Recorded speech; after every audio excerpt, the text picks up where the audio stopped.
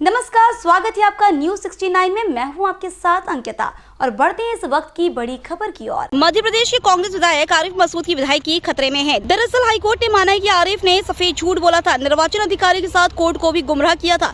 मसूद ने जानबूझकर निर्वाचन पत्र में बैंक के कर्ज लेने की जानकारी छुपाई थी, बैंक पर भी बयान बदलने के लिए दबाव बनाया था। दरअसल बीजेपी प्रत्याशी ध्रुव नारायण सिंह ने आरिफ मसूद का चुनाव खारिज करने की मांग की थी। ध्रुव नारायण की याचिका पर हाईकोर्ट ने अहम फैसला सुनाया है। इसके साथ हाईकोर्ट ने आरिफ मसूद की याचिका को खारिज कर दिया है। इस मामले में सीनियर एडवोकेट अजय मिश्रा और एडवोकेट पंखुरी विश्वकर्मा ने पैरवी की। वहीं विधायक आरिफ मसूद ने कहा कि उन्होंने कोई जानकारी नहीं छुपाई है, वह फिर से सुप्रीम कोर्ट जाएंगे। उनके खिलाफ तो मामला चलना ही नहीं चाहिए। बैंक मैनेजर ने भी अपना बयान कोर्ट में दर्ज करवा दिया है। आपको बता दें कि आरिफ मसूद भोपाल की मध्य विधानसभा से कांग्रेस विधायक है। उन्होंने खुद को बैंक लोन फ्रॉड का शिकार बताया था। मसूद ने अपने नाम पर 34,10,000 का लोन लिया था। पत्नी रुबीना मसूद के नाम पर 21,28,000 का ऋण लिया था। आरिफ मसूद पर कुल 65,38,000 के लोन की जानकारी छिपाने का आरोप है। नहीं माना, गलत इंटरप्रिटेशन बाहर आया है। पहले दो चीज समझ लीजिए, मेरे ऊपर लोन जो है उसका मैं डिस्प्यूटेड लोन मैंने अपने फॉर्म में शो करा है। जो इलेक्शन का मैंने फॉर्म भरा है उसमें डिस्प्यूटेड कॉलम में मैंने भरा है, एक वो देख लिया जाए। दूसरा, बैंक मैनेजर ने एक लेटर जारी करा जो मेरे को जारी नहीं हुआ, ना मुझे मिला। ये उसने अदालत में एक्सेप्ट करा कि आरिफ मसूद और उनकी पत्नी को कोई पत्र हमने जारी नहीं करा। हमने आरिफ मसूद के नाम पर सामने वाले पक्ष ने धोखा देके हमसे जानकारी मांगी थी, इसलिए हमने पत्र तैयार जरूर करा था लेकिन जारी नहीं करा। ये हाई कोर्ट में उन्होंने कहा है। उसी बुनियाद पर हमारा ये कहना है कि मुझ पे इलेक्शन पिटीशन नहीं चलना चाहिए, गलत है। उसको लेकर मैं गया था, उन्होंने कल कहा कि नहीं चलना चाहिए। उन्होंने कहा ठीक है, हम फिर सुप्रीम कोर्ट चले जाएंगे। या मुझ पे नहीं चलना चाहिए, जब मैंने कोई चीज छुपाई नहीं है तो मुझ पे चलेगी क्यों? तो इसलिए जिस चीज का मैं दोषी नहीं हूँ, 7-11 मेरे लिए खारिज यहाँ हुई है, मैं दोबारा सुप्रीम कोर्ट जाऊंगा। आपको लगता है सजा के बाद आप दलित वर्ग भी इस प्रकरण की जो पृष्ठभूमि ये है कि आरिफ मसूद का जो चुनाव है उसको चुनौती दी गई है वहाँ के जो प्रत्याशी थे भाजपा के ध्रुव नारायण सिंह द्वारा।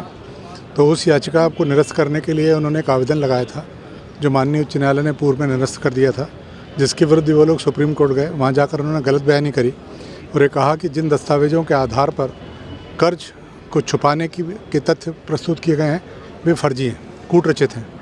माननीय सर्वोच्च न्यायालय ने उस पूरे प्रकरण को नीचे वापस अग्रेषित भेज दिया था और कहा था कि आप इन तथ्यों का साक्ष्य लिखकर इनके बारे में जानकारी प्राप्त करें कि क्या वास्तव में कूट रचित दस्तावेज हैं अथवा नहीं। माननीय न्यायालय ने गवाहों के बयान लिए, परीक्षण किया गया। उसके बाद आज अंतिम तर्क के लिए नियत था। अंतिम तर्क सुनने के बाद दोनों पक्षों के माननीय उच्च न्यायालय ने यह निर्धारित किया है कि जो दोनों दस्तावेज हैं जिनके आधार पर यह दावा किया जा रहा है कि उन्होंने बहुत बड़ी राशि अपने और अपने पत्नी के नाम पर ऋण पर के तौर पर ले रखी थी और जिसको छुपाकर नामांकन भरा था, वो सत्य दस्तावेज हैं, अधिकृत अधिकारी के द्वारा जारी किए दस्तावेज हैं। और माननीय सर्वोच्च उच्च न्यायालय ने यह भी निर्धारित किया है कि जो आपत्तियाँ उठाई जा रही हैं पूर्व में निर्धारित हो चुकी हैं, उसमें नए सिरे से विचार करने की आवश्यकता नहीं है और उनके आवेदन को और उनकी उठाई गई आपत्ति को निरस्त कर दिया है। और माननीय न्यायालय ने विस्तृत आदेश में उन तथ्यों का भी उल्लेख किया है जिनके कारण जो आरिफ मसूद का पक्ष है उसने इस निराकरण को विलंबित किया है। बैंक मैनेजर से भी पूछताछ हुई थी? बैंक मैनेजर से पूछताछ हुई थी। बैंक मैनेजर ने प्रारंभ में तो असत्य कथन करने का प्रयास किया था, परंतु जब उनका माननीय न्यायालय द्वारा और हमारे द्वारा कूट परीक्षण किया गया तो उनको स्वीकार करना पड़ा कि दोनों दस्तावेज उनके द्वारा जारी किए गए हैं, इनमें जो जानकारी दी गई है वो सत्य है, बैंक के अभिलेखों के अनुरूप है और ये दस्तावेज उन्होंने वास्तविक वस्तुस्थिति सुनिश्चित करने के बाद जारी किए।